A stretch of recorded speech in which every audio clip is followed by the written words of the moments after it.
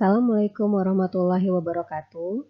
Pada kesempatan kali ini saya akan menyampaikan penjelasan mengenai kerangka teoritis dan kerangka konsep untuk mata kuliah aplikasi penelitian biostatistik. Kerangka teoritis dan kerangka konsep ini dibutuhkan dalam penyusunan karya tulis ilmiah, baik itu berupa skripsi, tesis, ataupun disertasi.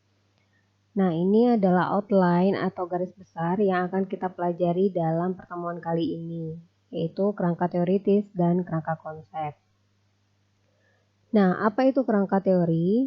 Kerangka teori merupakan visualisasi hubungan antara berbagai variabel untuk menjelaskan sebuah fenomena. Nah, jadi di dalam kerangka teori ini berisi gambar atau visualisasi keterkaitan atau hubungan antara berbagai variabel yang nantinya akan diteliti oleh peneliti.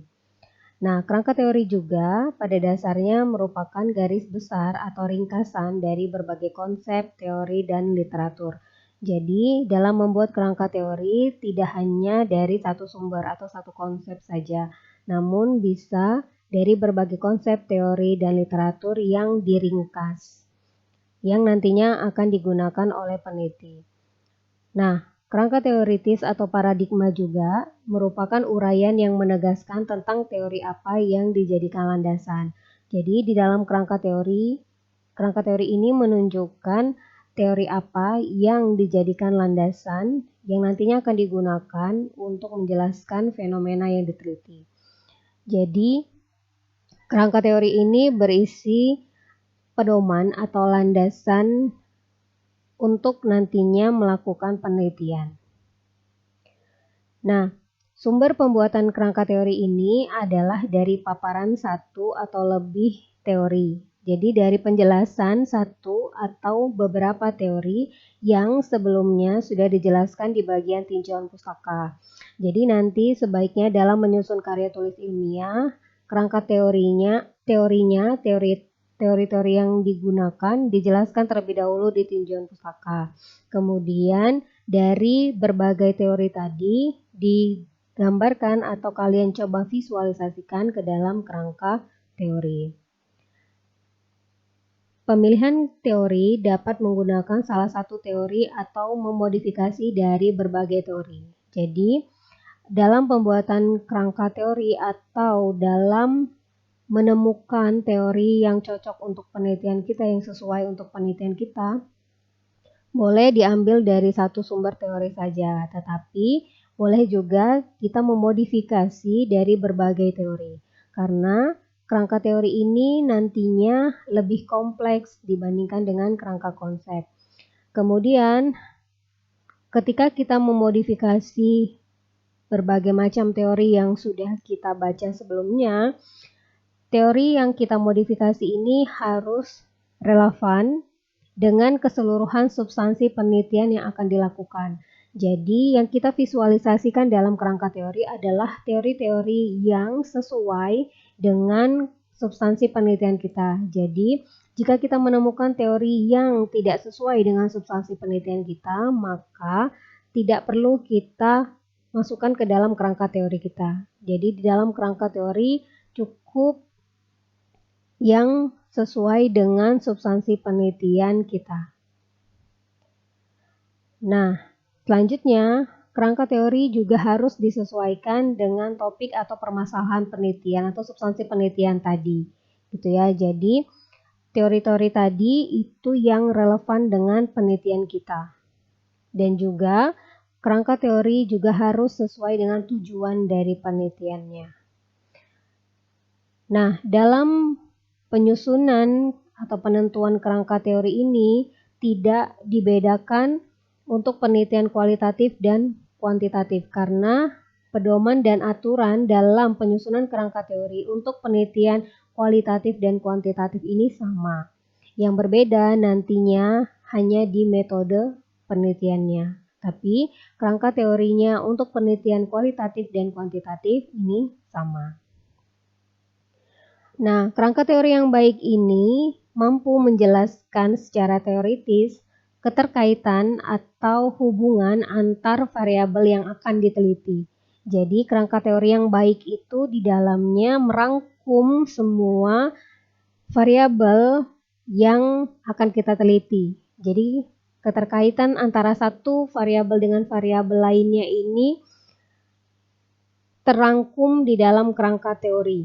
Jadi mampu divisualisasikan dalam kerangka teori. Itulah ciri dari kerangka teori yang baik. Kemudian dalam menyusun kerangka teori, peneliti harus terlebih dahulu menguasai teori-teori ilmiah yang dijadikan dasar dalam penyusunan kerangka teorinya.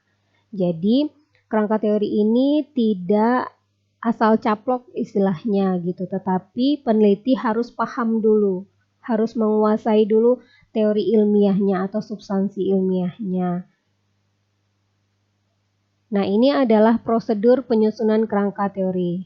Jadi yang pertama, kalian melakukan kajian pustaka dulu. Jadi mengumpulkan teori-teori yang kalian duga sesuai dengan penelitian kalian.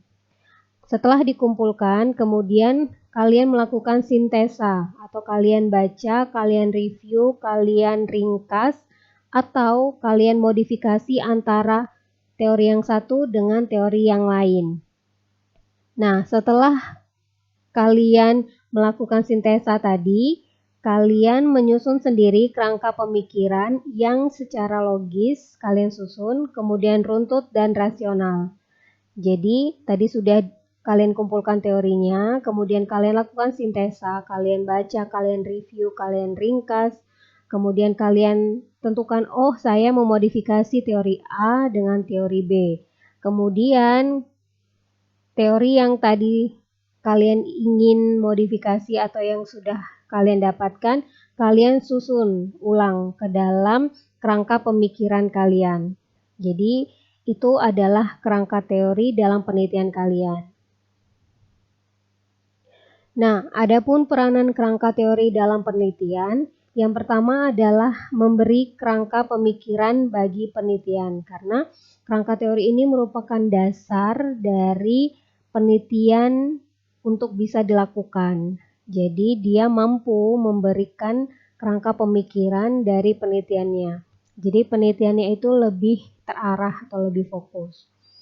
Yang kedua adalah membantu peneliti dalam menyusun hipotesis penelitian. Jadi karena di dalam kerangka teori ini terdapat keterkaitan hubungan antara berbagai variabel di dalam penelitian kalian, maka kerangka teori ini nantinya dapat membantu peneliti dalam menyusun hipotesis penelitiannya.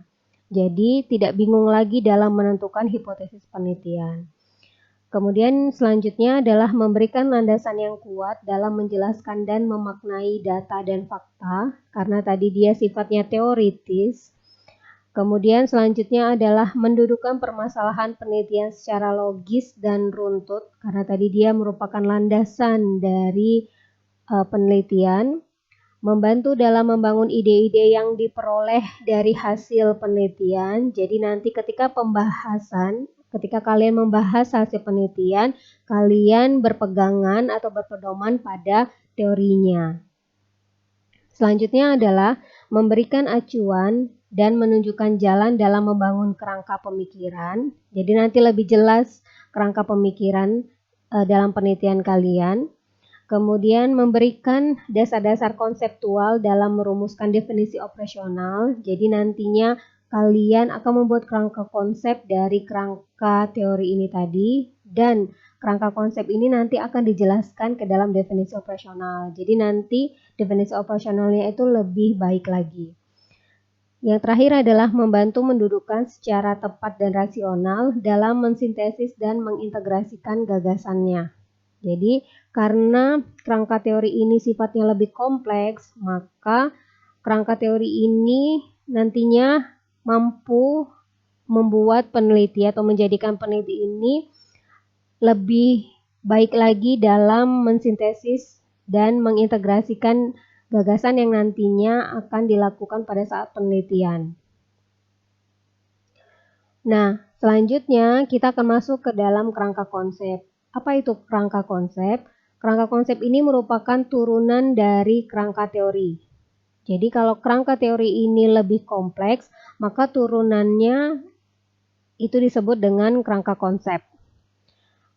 Di dalam kerangka konsep juga, ini divisualisasikan hubungan antara berbagai variabelnya. Namun, variabel yang divisualisasikan di dalam kerangka konsep ini adalah variabel yang mampu dan dapat diteliti oleh peneliti. Jadi tidak semua variabel yang terdapat di kerangka teori dimasukkan ke dalam kerangka konsep, karena di dalam kerangka konsep ini berisi hanya variabel yang bisa atau yang dapat dilakukan oleh peneliti dalam penelitiannya. Jadi kerangka konsep ini lebih ringkas, lebih simpel dibandingkan dengan kerangka teorinya. Nah, kerangka konsep juga merupakan kerangka hubungan antara konsep-konsep yang akan diukur atau diamati melalui penelitian yang akan dilakukan. Jadi dia berisi juga konsep-konsep yang nantinya akan diukur, yang nantinya penjelasannya akan dijelaskan di dalam definisi operasional.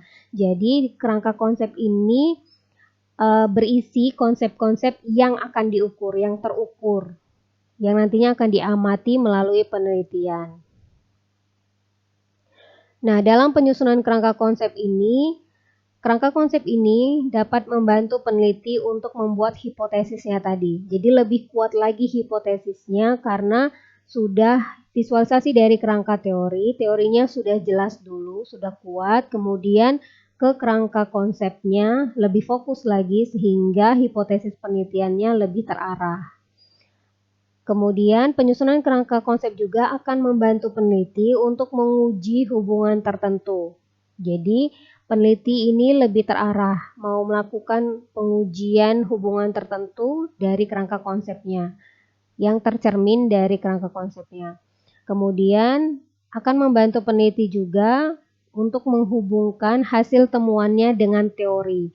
Jadi nanti ketika hasil penelitian telah didapatkan, maka hasil penelitian ini akan dibahas dengan menggunakan kerangka teori. Jadi dibahas secara substansi, gitu ya. Kemudian kerangka konsep juga berperan untuk mengidentifikasi hubungan antar variabel yang dianggap penting bagi masalah yang sedang diteliti. Jadi dia bisa mengidentifikasi, membantu peneliti untuk mengidentifikasi hubungan antar variabelnya. Nah, ini adalah contoh dari kerangka konsep. Di sini ada 3 konsep. Konsep yang pertama adalah faktor langsung yang mempengaruhi status gizi. Konsep yang kedua adalah faktor tidak langsung yang mempengaruhi status gizi. Dan konsep yang ketiga adalah permasalahan gizi itu sendiri. Jadi di sini hubungan antara faktor langsung dan faktor tidak langsung terhadap permasalahan gizi ini digambarkan melalui garis panahnya. Nah, kerangka konsep ini lebih ringkas dibandingkan dengan kerangka teori. Jadi dalam pembuatan kerangka teori dan kerangka konsep ini, kerangka teori yang terlebih dahulu disusun.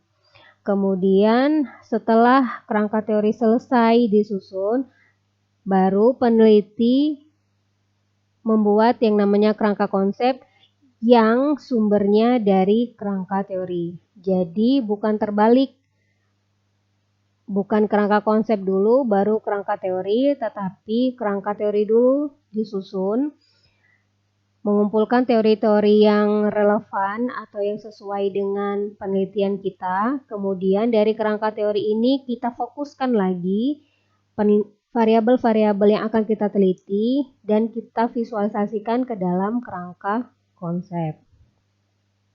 Nah, ini adalah berbagai sumber pustaka yang bisa kalian baca.